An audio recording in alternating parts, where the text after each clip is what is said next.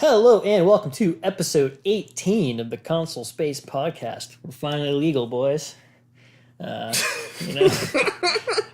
is the podcast where we get together and talk about what's going on in the console space. I'm your host, Sean Colangelo, and joined as always by co-host and co-producer, the one and only Slick Wick Jonathan Porter, a.k.a. John Jabel's Jingleheimer Porter. How's it going, JP? It's going good, Sean. Also joined by co-host and co-producer, the Raz Dad you wish you had, Rabia Kettlemya. How's it going, brah? It's going good, Sean. Swing on back to Jables. Yeah. What are you thumbing on the sticks? Good question. I, never really thought about it that way. I've been playing. Yesterday, I played Mario Party 3 with some people. Is that on 64? Yeah. The GameCube? Yes, 64. 64. And The Mega 64. yeah. And it was really good. Oh, obviously it's Mario Party 3. I don't really have to say that's good. But it was a lot of fun. We put just three of us, and we put Donkey Kong on hard. Oh Jesus! And there should be like a medium hard, like in between normal and hard. Yeah, because it's really hard. He's really good. Why did you guys even do that to yourselves? I didn't know it was gonna be that difficult. I was thinking like, well, we want some kind of challenge, and the computer's gonna suck anyway. I'll put him on hard because it's just easy, normal, hard. He was real hard. No, did he win? Yes. He So there's like on the board we're playing on. There's a space you land to talk to Boo, and you can steal coins or stars from people. He had this master plan. There's a door you have to have a key to go through on the row with the Boo. He went through the door. Door closes behind him. He talks to Boo, steals a star from me. Keeps going, uses a reverse mushroom, goes back, uses Boo again, steals coins. Might have been from me again. Then he hits the door that's locked now, goes back, hits Boo a third time, steals coins from someone else. Wow. So what a dick. Yeah, he sucked. I don't know. Why did Nintendo program such a malicious strategy? They're all like that. We went back and we played, I think it was Mario Party 1. Mm-hmm. Oh, and it was very brutal, and it was like literally the last 3 turns that I don't even remember who we were playing against, but he just destroyed us. Yeah. Like it was like a 4-star swing in 3 turns. Jesus. Yeah, and it's always like that. Yeah. The whole game I was in last place. I had like no coins. And then like right before all this happened with Donkey Kong, I got 3 stars. I was in first place. And then he stole one. And it tied all of us, and he won. So yeah. That kind of sucked. It's ridiculous. Other than that, I went back and played a few old games. I took some old games over to Dylan's, and we played those. But other than that, I haven't really been playing. I've been playing Fortnite still, and haven't really had time to play anything else. So that's it. How about you, Rob? Ooh, I've been under a lot of stress lately because I pretty much just finished my senior project. So I've been playing some Stardew Valley and tending to my virtual plants. Yeah. It's very zen. Yeah. That's about it. Sounds nice. Yeah, it's very nice. Very relaxing. You playing it on computer? Yeah, it's on Steam. Okay. It's very nice. Very nice, very cheap. Nice. Very fun. I feel like I'm on NPR when I speak very softly into a microphone like this. Yeah. Sean, what have you been playing? Well, first off, so I thought I was out of game shirts. It was a lot. What do you got? What does it look like to you?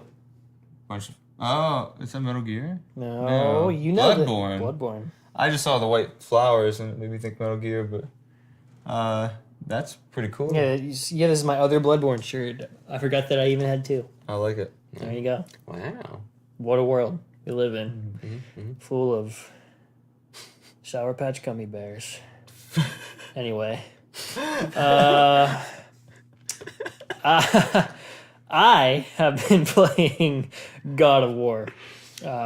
So I know last episode we, as of the recording, it was not released yet. We were discussing the reviews were just insane. And in fact, speaking of our precious Bloodborne, it actually surpassed it on Metacritic, which was something I wasn't even sure that would ever happen, but it managed to pass it on Metacritic. I believe it's at a 95. Wow. Which is absurdity. And so it came out, and got home from work that day, and I had this big, huge box on my porch. Did you get like a special edition? I got the collector's edition, like an idiot. I have nowhere to put it. What comes in the collector's edition? So there was a Kratos statue, there was a custom lithograph, there was a cloth map. Wow. It was a steelbook case. Did you follow the map? Where did it lead to? It led to well, I'll tell you where it led to. I'll tell you all about it. There was some exclusive downloadable content, all the good stuff. Probably not worth what I paid. Usually isn't, but not like a gross over. You know what I mean? Yeah. It could be worse. I mean, I've seen some that are like $200-300, and I'm like, why are you paying that much? Yeah. But at any rate, so I pretty much just wanted to get together and say that the hype is real, boys.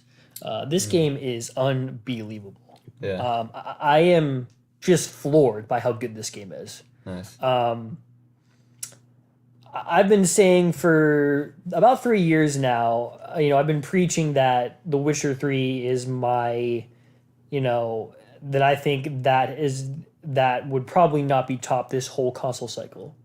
I think this game actually might top it. Yeah. Yes. All right. It's I guess kind of hard to compare, because they aren't quite exactly the same kind of games. I mean, The Witcher is obviously like this, vast open world game. So it's, I guess you could say maybe it's a somewhat of an unfair comparison in a way, but this is the first game that I played where I'm like, wow, but like this might actually be better than The Witcher 3. Yeah. It is just unbelievable. So I've been a fan of the series pretty much forever, but back in 2013 when they dropped God of War Ascension, it was met not super great critically or commercially, and so you could tell that the only way they would be able to continue the franchise was completely overhauling it how they did. And so it's been 5 years since we've seen God of War, and you can tell that they just really took their time with this one. They really just completely stepped back and were like, okay, like how can we truly continue this franchise and like just reboot it. So I'll talk about some things. By the time this posts, I would imagine. I'm not going to spoil anything. Okay. By the time this posts, most people will have already beat it anyway, though. But still, I'm not going to just be like, this is what happens. So for me, though, the most interesting part is I find myself very intrigued by the story, which in previous installments of the franchise I couldn't really say. It wasn't a bad story. It was just kind of there for the sake of being there. I understand that. Yeah, it's I kind of felt the same way. It's like the story's not bad, but it's not like I'm not like, dude, the story and God of War is amazing. It's just like, okay. You were ultimately playing it because it's fun, an action game. Yeah, because it had really great combat and because you got to like rip off the head of Helios. Yeah. You know what I mean? Like, spoiler alert. Jesus Christ. Sorry. Like battling like 200-foot tall like gods. Right. Yeah, it's pretty cool. It was about the Pretty cool. gameplay. Yeah. It was all about the gameplay. And the crazy part, of this new one is not only is the gameplay and combat amazing. I mean, it is so freaking solid, but the story, it just really has me intrigued as to like what's going on. So pretty much, at least, and again, I'm not like that far into the game. I'm a good handful of hours in, but at this point, what I've gathered, Kratos, he has a son. I don't know when or why or who with that happened. And for whatever reason or other, he has presumably made his way up north, probably somewhere into Europe, and is now in a Norse mythology setting. And it's just so what seems to be going on is those gods are upset that he has came into that realm. Ah, I see. You know what I mean? And they're kind of just like, and again, very, very, not really even spoilers, if so, very, very minor. Right around the beginning of the game, there's a guy that you encounter, and he pretty much says, hey, like, I know what you are. Why are you here? And it was just like, oh shit. Like they know that I'm a god, and they're like pissed off that I'm here, and they're probably not going to let me get out of here easily. And then he says, you better not have a son. And Right. You're like, no, it's kidding. Right. But yeah, that sounds cool. I was wondering what the premise was. I don't think that's too spoilery. Yeah. So it's like now on top of the fact that it has like unbelievable gameplay mechanics and stuff like that, there does seem to be a pretty cool story underlying here of like, why did Kratos get where he is, and how is he going to get out of where he is, because they do not want him there. Yeah. You know what I mean? I read somewhere that they already confirmed that the next game will be, in the same setting. They already confirmed there is going to be a next game? I read it somewhere. I don't know how official that is. I mean, I can tell you that it's going to sell well enough to where if they want to make a sequel, they're going to be able to make one. Yeah. And so they probably will. Well, I don't think you can make a game that like rates this high and not make a sequel to it. Like, they're going to make a sequel. That's what everyone said about like The Last of Us. Yeah. Right. Yeah. Yeah. Even when the game ends perfect and everything's done, they still make a sequel. Yep. Yeah. Kind of like God of War. More or less, yeah. I mean, especially after God of War 3. I was just like, well, all right. I mean, it all seemed to end pretty well. Yeah. And then they were like, here's another one. And I was like, oh, but it's a prequel. And I was like, oh, okay. Yeah. At least I'm surprised they came up with something to make it fresh again. So that's cool. I've been interested in it ever since they announced it. Like, oh, I didn't think I'd be interested in another God of War after Ascension. So. Oh no, you have to play it. Yeah. As soon as I'm done with it, I'm bringing it down here. Yeah. And I don't care what whatever the hell you're playing, you're gonna stop playing it. Okay. And you're gonna play God of War. Okay. Because trust me, you will be floored by this game. Yeah. It is unbelievable. So yeah, I don't know. I mean, like I said, the hype is real. I was always a little skeptical, and again, I love God of War. I love most of Sony's franchises, and Sony is usually pretty good at letting franchises die when their time is up. It's like, like after so long, there's only honestly there have only been a few exceptions. One of which is God of War, actually, because I mean, prior to this one, there were 6 of them. Yeah. And one of the other ones I always mention is Ratchet and Clank.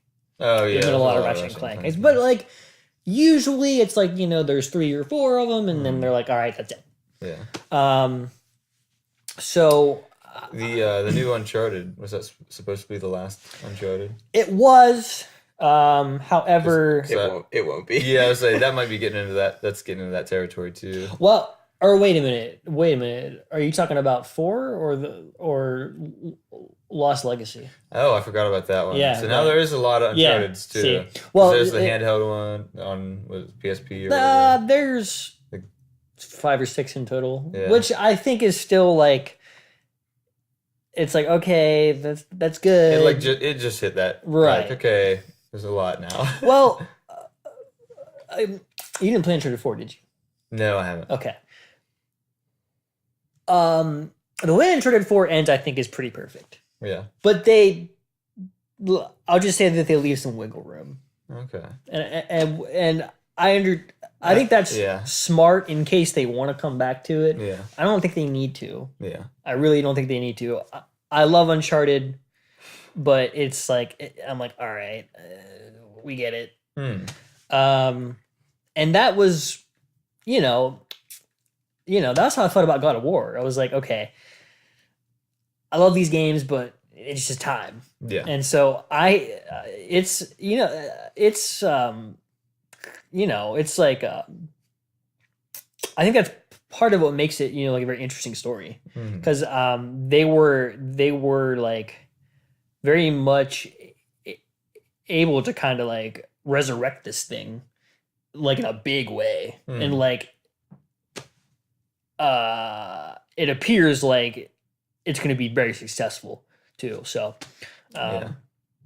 but I guess that's pretty much it. Yeah, like I said, I forget where I read about the already confirmed sequel. I don't know if that's official or not, but either way, there's going to be one. I mean, it's going to happen sooner or later. Wouldn't surprise me if soon. I mean, it probably won't happen, because I know we were talking about Sony could probably time it right to make the sequel to Horizon a launch title for PS5. They might be able to make the sequel to this like a launch window title if they wanted to. Yeah, that might work out with the timing. We'll see. But at any rate, I have, I've also always talked about. I think it'd be kind of cool, and we'll, we will end the topic on this. What do you guys think about this? I always thought it would be cool, maybe after 1 or 2 more games, within this setting. I always thought it would be cool to put Kratos in Egypt. Yeah. Yeah. I always thought that would be kind of cool. Yeah, that'd be cool. It's strange that they haven't gone to that yet. Well, so in the previous games, there were some enemies that were kind of like like Egyptian-like enemies. Yeah. But you were still in Greek mythology though. Yeah. Again, I am a large proponent of letting franchises die at a point, but I think they have a lot of wiggle room with this. They should do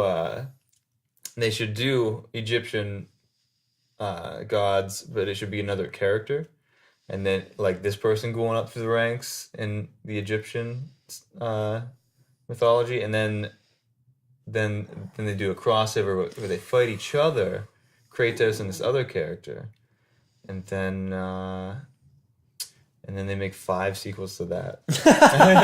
Well, we're printing you money, Sony. Well, you know what you got to think of? He has a son now. That's probably probably going to play. His son's going to have to kill him. That's how mythology ends. Yeah, Son of War. You're right. Son of War. son of God of War. Wow. Sorry if I just spoiled, 5 sequels later, but that's literally how all mythology ends. Yeah. That's a fair guess. Well, okay, now let me ask you this, because I don't know. I mean, I don't want to get too religious or whatever, but what do you think what's the cutoff here? Because I mean, because there are some religions that I imagine that they don't want to touch. Right. I mean, because like they could do Egyptian. I don't think there are a whole lot of people that are still practicing. Yeah, you know what I'm saying. I think they could do Egyptian. I think they could maybe do something with like maybe something with like South American like religion, like Aztecs and stuff like that. Ooh, I didn't even think of that. That would be cool. Yeah, I don't think you're touching like Christianity, Islam, Buddhism. You're not going to do that. I was thinking, I mean, for a split second, I was like, thinking, I was like, man, there are a lot of gods in Hinduism, but I was like, but that's still very prevalent now. So I was like, they wouldn't do that. Yeah, I feel like if it's widely referred to as mythology and not religion, I think that's where the cutoff is. Yeah, I think that's perfect. Actually, that's a very good point. Yeah, Again, we'll see if they even do that. I mean, but I think if they wanted to keep it alive for a while, they could insert him into a good bit of Yeah. Again. I wasn't even thinking. I was like, oh yeah, he has a son now. That's gonna come into play somewhere down the line. Yeah. I can tell you now. Have you beaten the game already? No. Okay. God no. Because it just came out a couple days ago, right? Yeah. Okay. I was gonna say. I mean, I can tell you now, and again, I don't know how it will end up as the game goes on, but his son doesn't particularly like Kratos. Okay.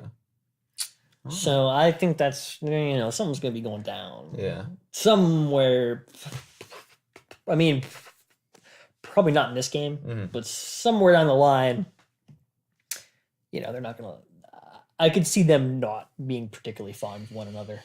Yeah. So, anyway, right. I don't know if you guys have anything else to add. I don't think so. But in short, play it. I mean, like, even if you haven't played the other ones, it doesn't really matter because it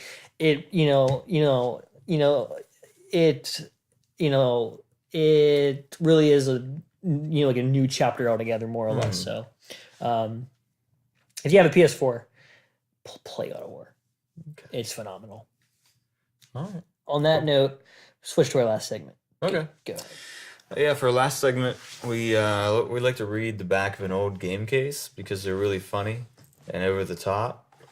And this week, I have Shinobi III: Return of the Ninja Master for Sega Genesis. This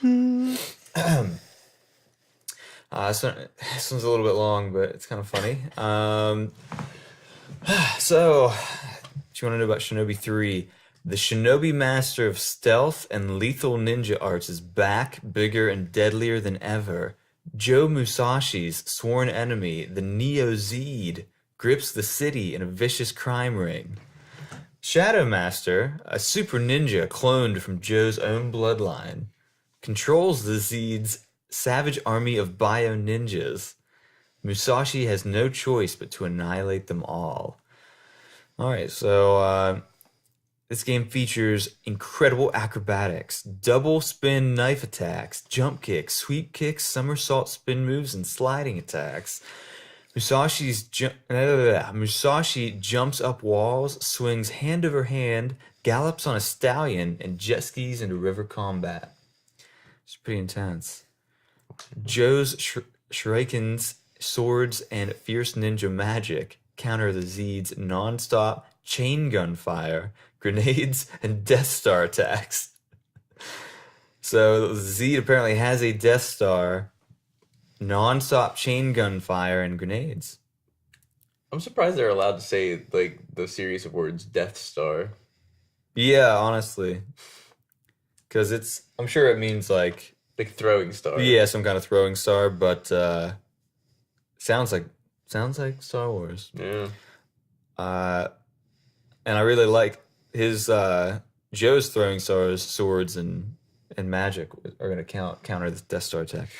Over 25 furious stages with unbelievable, huge bosses, real ninja sound effects, and pounding battle tunes. This does not have real ninja sound effects. Pounding battle tunes. Yeah, I hopefully the pounding battle tunes is Rob Zombie. Oh man, we can only last week we had a lot of Rob Zombie songs.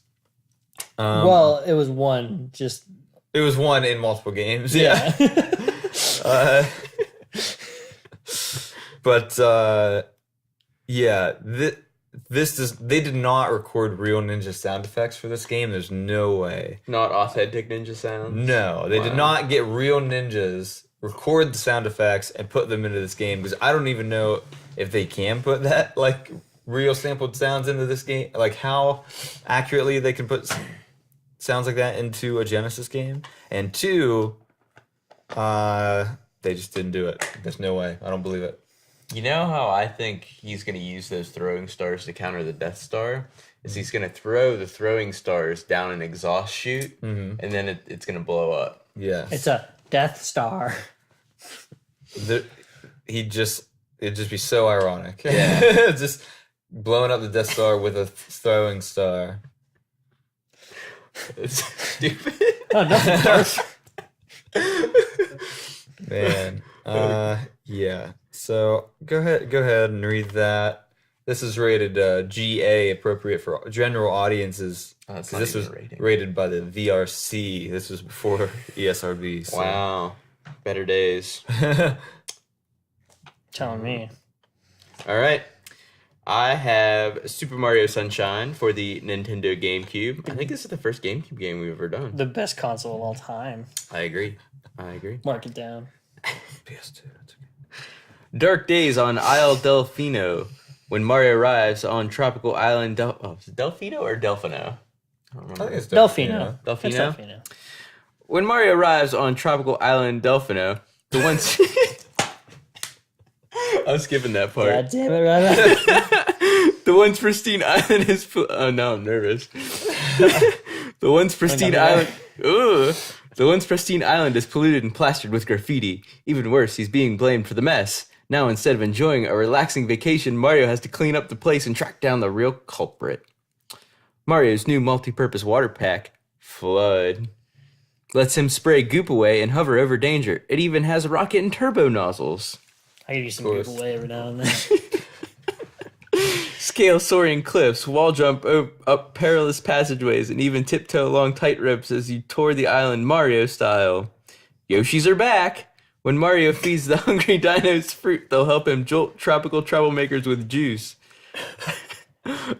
Armed with Flood, Mario battles all sorts of big bad bosses, including goop spewing piranha plants. Wow. Nintendo, you really outdid yourself with this one. Let me ask you Goop guys. spewing piranha plants. What do you guys think of? Because it's a bit of a controversial game. Mario Sunshine? Somewhat. How's it controversial? Well, just in the sense that when it first came out, a lot of people were like actually didn't really like it. I feel like it doesn't get mentioned as much as the others, but Yeah. I know it's like really good. I feel like that game is a representation of the cube itself. Yeah. Like in the sense that at the time we were all kind of like, meh. And then now we look back and we're like, man, that was a good game and a good console. Yeah. Yeah. Yeah, I think it was like one of those, it was like the first, well, maybe not the first, but it was like the first newer Mario game that wasn't like a platformer or like Mario Party or something. Like it was, I don't know, it was just a weird game. Well, and I don't know. There were a lot of games in the cube that were like that. I mean, freaking Wind Waker was like that. You know what I mean? when it came out, everyone was like, "Oh my god, these stupid cartoon graphics!" And now we all look back and we're like, "Oh my god, that's one of the best Zeldas ever." Yeah. You know what I mean? I don't know. It's just weird. Anyway. Yeah, looking back on it, I never thought about this before. It's kind of like Mario 64 was, where it's like open world. Yeah. Well, the thing is, that was kind of the sequel to yeah the like unofficial sequel too. Yeah, I feel like having like the water pack and the whole storyline of like, I mean, it's up weird. the environment. Yeah, it's I feel like if that just wouldn't have been in there, everyone would have been like, "Oh, this is like Super Mario 64 too." Like, yeah, and yeah, they could have called it Super Mario 64 2 Sunshine. Ooh, wow. 0.5. Yeah, with the 64, putting the 64 after the titles, it was hard to. Any sequel to those games had to have like a completely different subtitle. That's actually it couldn't have been 64 2, because that just would have been stupid. Or you could just 65. Super Mario 65. You know what's better than 64? 65. What if they just kept doing that? We were to the point now where things were like 69. God. Super Mario Odyssey 69. Well, that's kind of like what Xbox did. They went from like the 360 to 1. 360 to 1. Yeah. Yeah. Don't even get me started, Rob. On that note, we should probably wrap this up. Yeah, probably. I feel like that's what killed putting the system after the name, because like after 64, everyone was like, we gotta like restart everything. We don't have any sequel names, and yeah. I never even thought about that. Yeah, that's crazy to think about now. All right, well, as always, like, share, subscribe, comment. Thumbs up, thumbs down. Don't comment. I don't give a shit. Sean doesn't care. I care. This is check out the other episodes, Console Space Podcast. Also, keep an eye out for our weekly sports segment called Game Day Gameplay. We are in the thick of the NHL and NBA playoffs. It's getting hairy. Almost as hairy as Rob. Not quite. So check all that stuff out. And boys, do it again sometimes. Thanks for being here with me. And I'm going to go eat some more gummy bears. All right. Bye. Okay, bye.